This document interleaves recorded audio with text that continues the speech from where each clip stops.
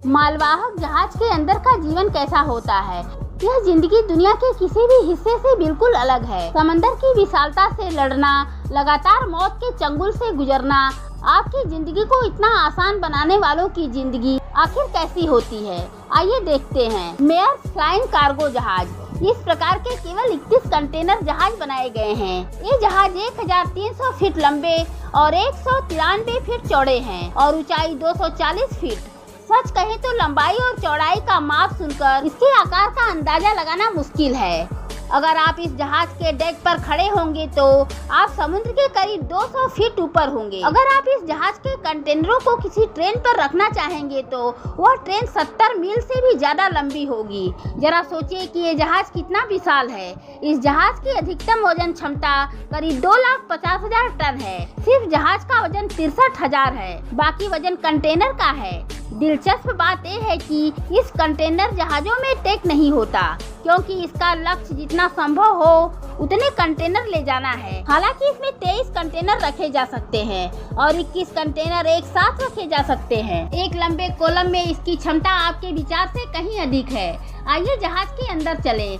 समुद्र तल से 100 फीट नीचे आप जहाज के अंदर का दृश्य देख सकते हैं। यदि आपको जहाज के चालक दल के नीचे जाना है तो आपको कई बार खड़ी सीढ़ियों से नीचे जाना पड़ता है। कार्गो शिप में प्रत्येक क्रू सदस्य 4 घंटे की शिफ्ट में काम करते हैं और यह शिफ्ट दिन में किसी भी समय हो सकती है, क्योंकि जहाज में इस समय किसी न किसी को सतर्क रहना पड़ता है।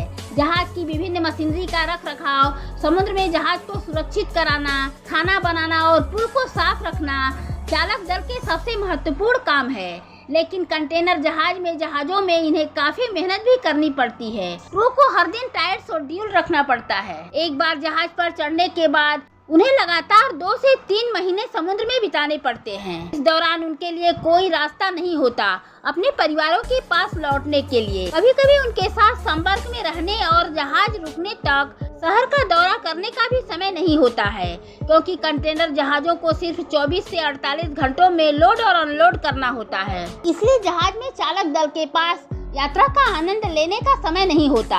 अधिकांश मालवाहक श्रमिकों को लाखों रुपए में भुगतान किया जाता है और उन्हें एक वर्ष में अपने परिवार के साथ 6 महीने तक की छुट्टियां मिलती हैं। ये मालवाहक जहाज कंटेनरों में हजारों करोड़ों रुपए का सामान ले जाते हैं। अगर ये मालवाहक जहाज दुर्घटनाग्रस्त हो जाते हैं तो मालवाहक जहाज में मौजूद करोड़ों रुपए का सारा खजाना समुद्र में गायब हो जाता है। इसके अलावा समुद्र में समुद्री लुटेरों का भी डर रहता है, इसलिए उन्हें हमेशा तैयार रहना पड़ता है। समुद्री डाकू खुद को समुद्री डाकू से बचाते हैं। समुद्री डाकू छोटे स्पीड बोट का यूज करके इन मालवाहक जहाजों पर कभी कभी हमला करते हैं और जहाज के सभी चालक दल के सदस्यों और कप्तान को बंधक बना लिया जाता है। जैसे हाल ही में बांग्लादेश में एक मालवाहक जहाज, भले ही उस पर समुद्री लुटेरों ने हमला किया हो या नहीं, लेकिन अधिकांश कंटेनर जहाजों में समुद्री डाकुओं से बचने के लिए विभिन्न आत्मरक्षा प्रणालियों में होती हैं। उसमें से सबसे प्रभावी तरीका इन होजों के माध्यम से हाई स्पीड पानी छोड़ा जाता है। इसलिए जहाज के चारों ओर पानी की एक सुरक्षात्मक प्रणाली बनाई जाती है,